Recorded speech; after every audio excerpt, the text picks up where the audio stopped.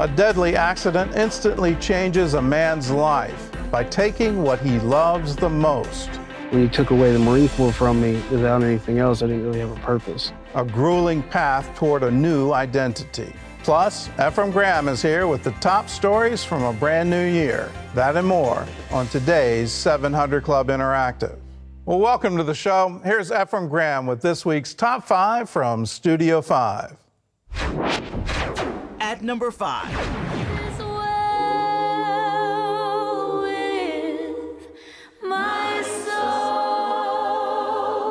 Singer Tori Kelly begins the new year riding a wave that began in 2018.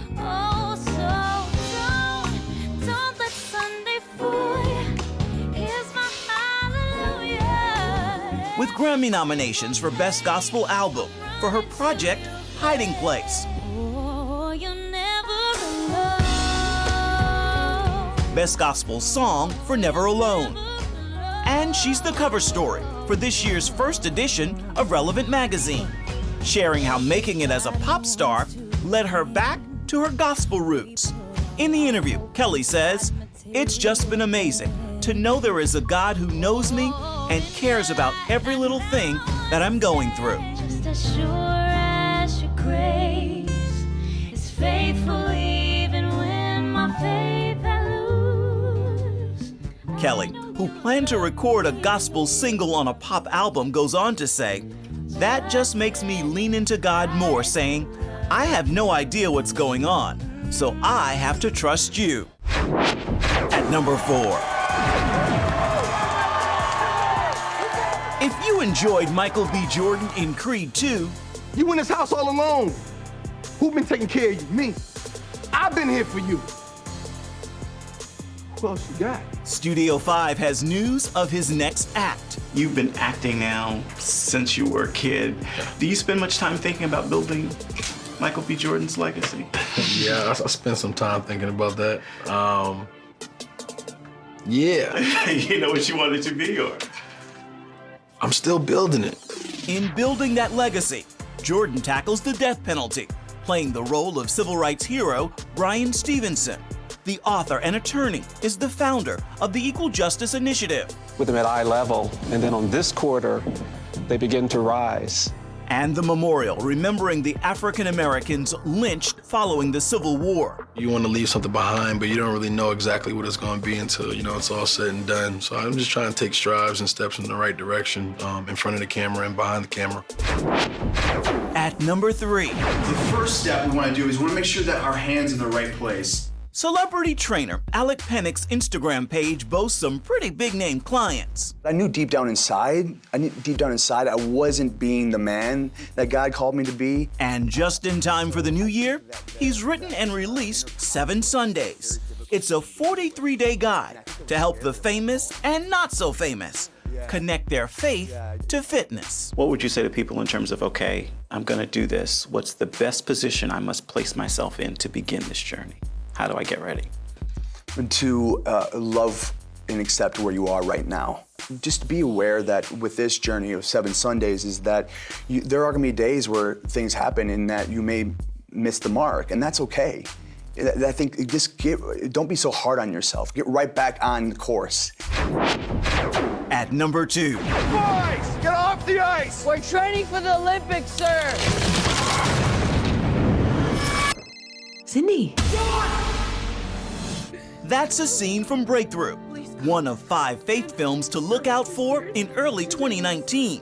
There's also the least of these: Heavenly Deposit, Run the Race, and The Temptation of Christ. He's been underwater for more than 15 minutes. It's gonna be a recovery, not a rescue. I got something. Do you believe in miracles? I do. Ooh, you're gonna get me crying. At number 1.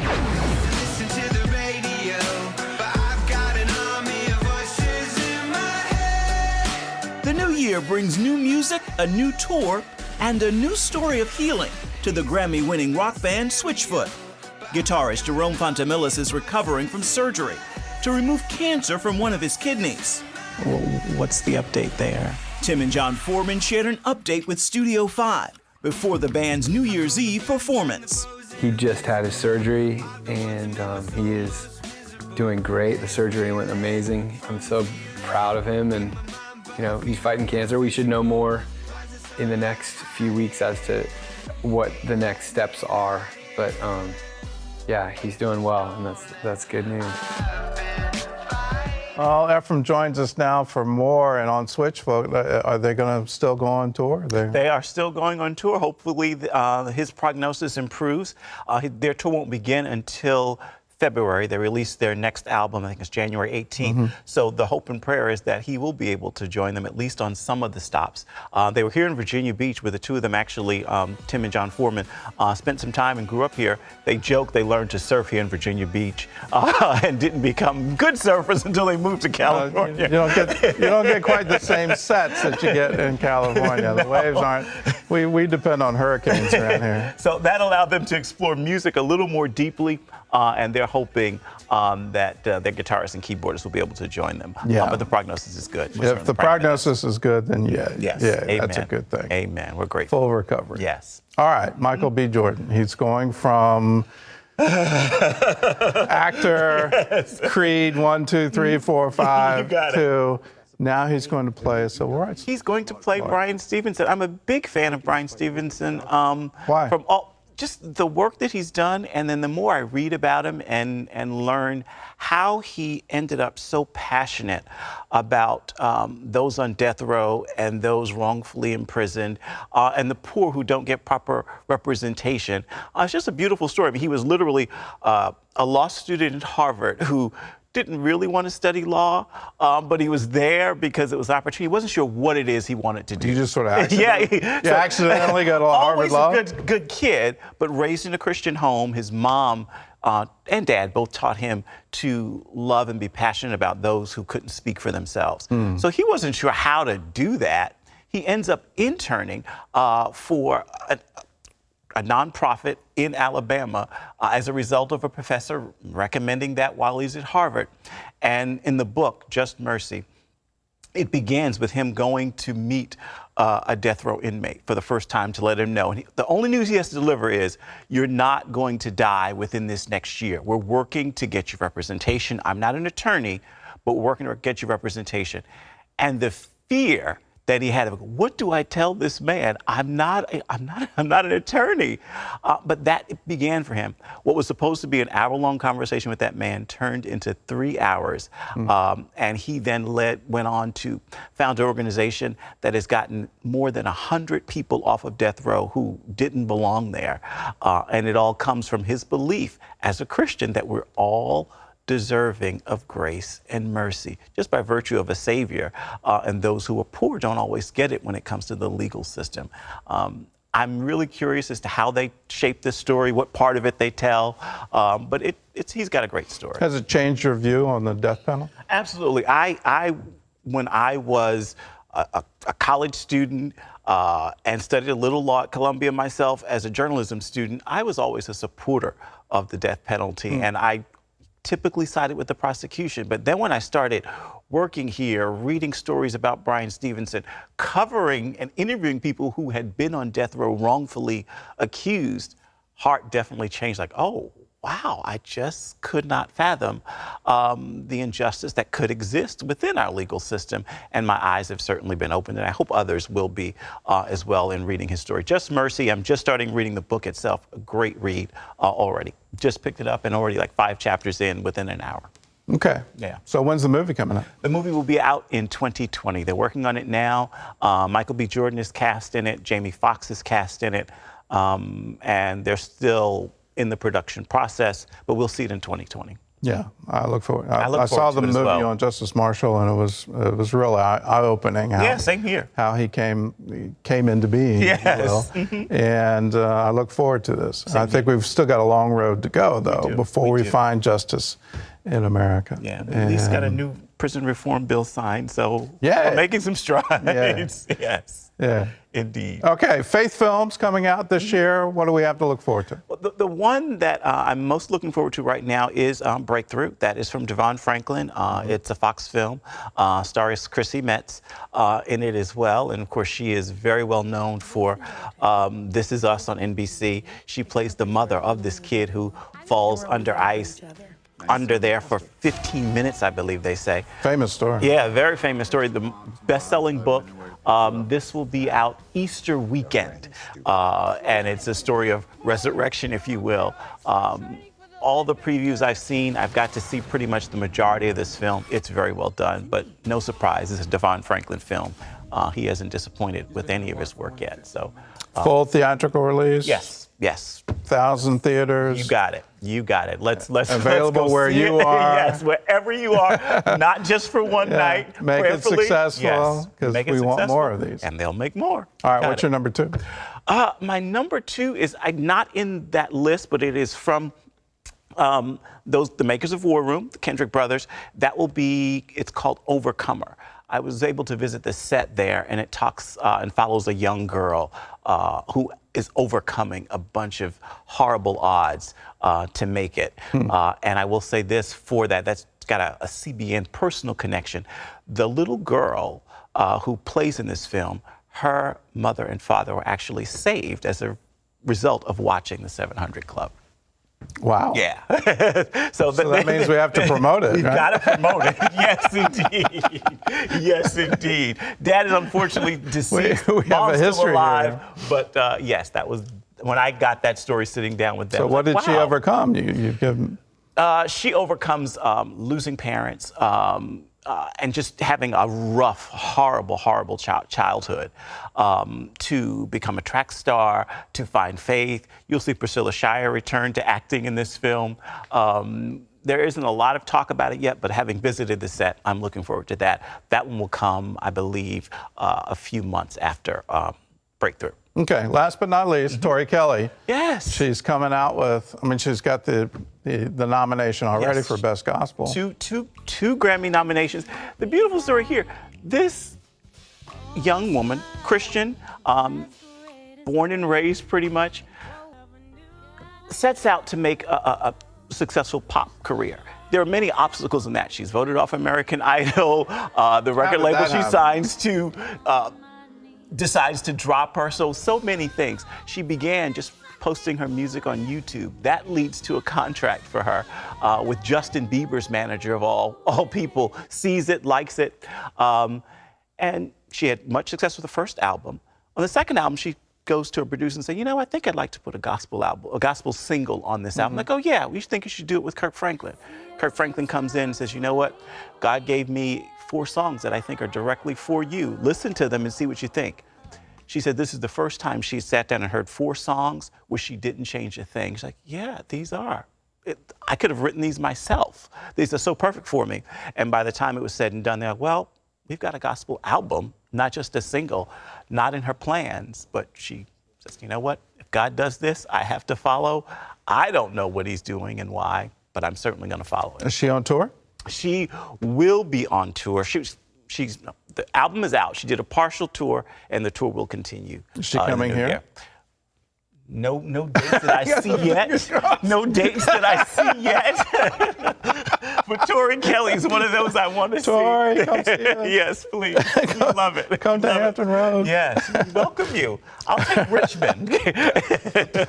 You'll do a 2-hour drive just for Tori. I will. All right. Well, for all the latest in entertainment news, check out Ephraim's weekly show, Studio 5. You can watch it online at cbn.com/Studio5 or on the CBN News Channel. And check your local listings. Well, up next, how Superbook is changing the lives of children all over the world. You'll meet the Cooney family right after this.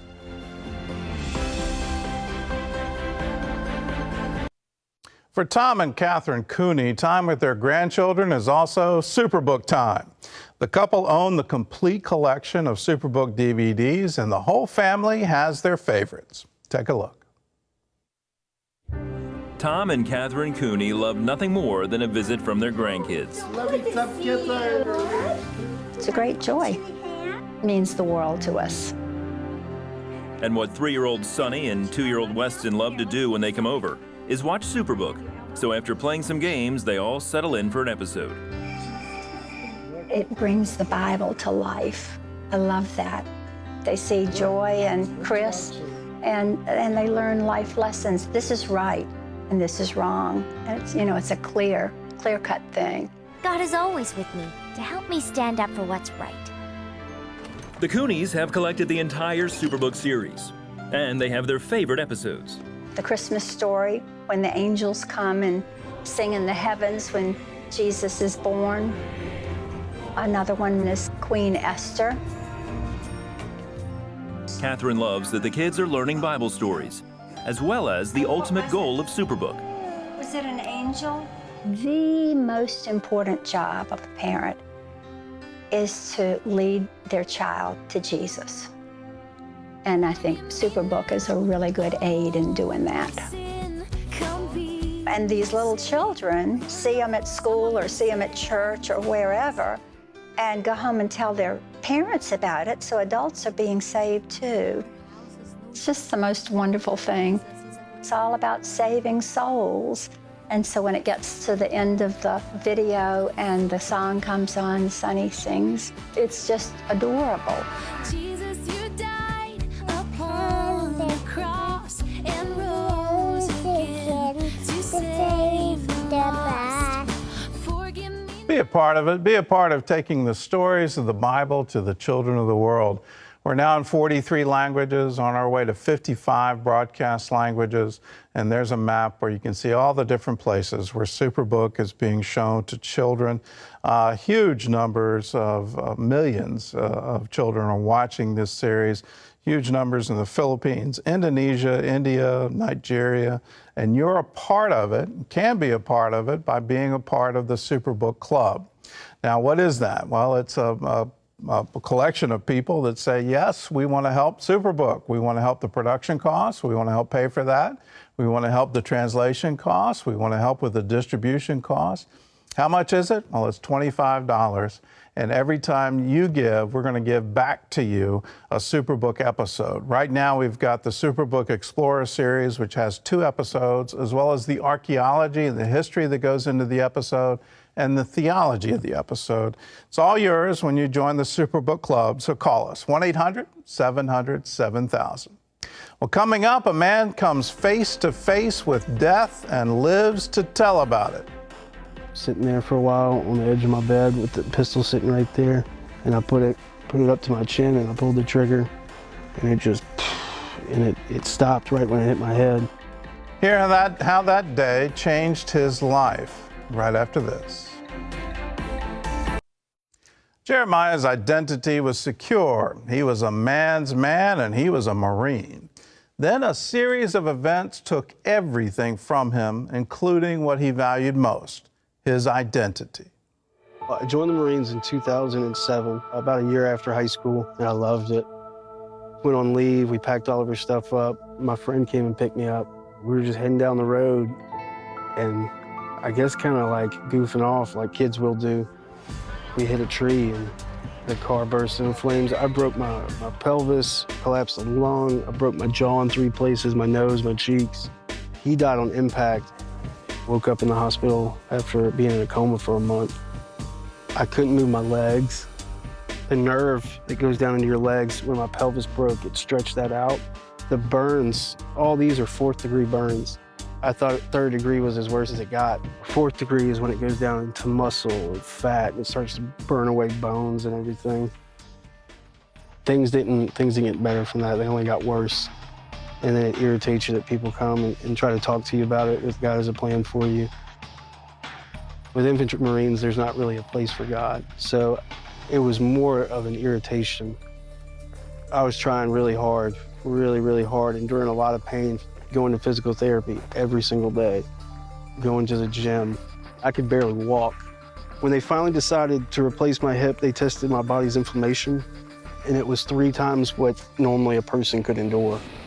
A few years after that, when the Marine Corps invaded Afghanistan, I felt kind of worthless because I wasn't able to help them. I had a friend that was killed. He stepped on the IED I had to go present the flag to his family a week after that. It just really ripped me apart. I didn't want to go anywhere. Sitting in my apartment alone, ignoring phone calls, only getting up and going to work, just depressed. The papers for my retirement come through. When you took away the Marine Corps from me without anything else, I didn't really have a purpose. I remember just being in a full-on rage. It just wouldn't calm down. And I remember thinking that I could not deal with this for the rest of my life. Sitting there for a while on the edge of my bed with the pistol sitting right there, and I put it up to my chin and I pulled the trigger, and it stopped right when it hit my head. And it didn't knock me out, it just felt like I got hit in the face with a sledgehammer. I was dumbfounded. I was completely awestruck. It wasn't like a light came down onto me or anything. It was just kind of, man, there's got to be a God. I could definitely feel like a transformation in my heart, that maybe even without the Marine Corps, I'll have a purpose. And there were all these questions that I had now. I just didn't know what the answers to any of them were. After I shot myself, I started having seizures a little while after that. I had this really bad seizure and I fell and I fractured my skull. And almost died. Spent a week in a coma. I spent 2 months back home, couldn't even think. My head was just, I had blood coming out of my ears still. I just remember laying there, had been making a lot of bad choices, even, and just overridden with guilt. It was just like, look, man, you gotta get up, you gotta change this. I knew God, I knew Christ, I knew everything, but at that moment was kind of when I really just surrendered to God, not holding on to anything else. I just started concentrating completely on God. So I kept having really bad health problems in all that period. I was having to eat just ridiculous amounts of food and was still not putting on a lot of weight. I remember a lot of this not sleeping. I would never sleep. I went to the doctor for years and years and years and always was like, my hip hurts, my hip hurts. They look at it as drug seeking. Years go by. I overdid it one day and I got a cyst about, it looked like somebody took a baseball and threw it into the side of my leg, right on the incision scar. And it was just getting bigger and bigger and it was turning black. Finally, when I kept going to the ER about it, they cultured it and they're like, oh, this is MRSA, the flesh-eating bacteria, the antibiotic-resistant form of staph. And so then I had to stay in the hospital. They took all the hardware in my body out, all of it. I didn't have a hip and they had to leave it out for 7 months. And that was a hard time. I just endure. I think that God kind of sent me through his own boot camp as far as toughening me up. Because even in the period without a hip, my faith had become so strong. And I think all that comes from God, from prayer for me. And then they put the hip back in. And since then, it's just the peace I've been looking for came back after a few months. Able to think, able to sleep. It's just amazing. Walking every day, walking miles every single day. It's nice to be able to enjoy life again after all this time. I don't think I could have gotten through any of that without God. And we live in such a fallen society that it's hard to heal people spiritually. You may treat the symptoms of it, but your problem is your spirit is broken. There's no medicine for a broken spirit except for God. And God will give you that medicine. If you've got a broken spirit, and certainly what Jeremiah went through would break anyone, from a car wreck, from coma, to attempted suicide, to horrible MRSA infection, multiple surgeries, multiple hospital stays. How do you keep your spirit going through all of that? And of course you're going to have questions. Of course you're going to say, why God? Why me? Why is all of this happening? Why? Well, I don't have an answer to the question why. I do have the assurance from Jesus, though. And here's what he said. In this world, you will have trouble. That is not really an encouraging word, is it? He says, in this world, you will have trouble. But be of good cheer, for I have overcome the world. Now, that's juxtaposition, if you will. There's two contrary statements. You're going to have trouble in this world, but be of good cheer. Why? Because I have overcome the world. And in that, you get the secret. He has overcome it so you don't have to. He's already done all the heavy lifting that needs to happen. He's already died on the cross. He's already taken the beatings. He's already been rejected and despised and abandoned, betrayed. He's already gone through all of that. And if he's gone through it, that means he can support you through anything. Now, for Jeremiah, he was raised Christian. You don't get the name Jeremiah unless you've got Christian parents. So he's raised Christian, but he wants to go do his own thing. He wants to be a Marine. And in Marines, there's not much room for God. But through these difficulties, he said, I'm coming back. I want to have that real relationship. I want to have that peace that passes all understanding. I want to have that. Now, if that's you, if that's what you want, we're here for you. All you have to do is pick up the phone and call us. 1-800-700-7000 and just say, I need Jesus and I need him now. We're not here to judge you. We're not here to condemn you. We're here to tell you there's a God who loves you and will walk through this with you. Here's a word from Proverbs. A merry heart does good like medicine, but a broken spirit dries the bones. God bless. We'll see you again.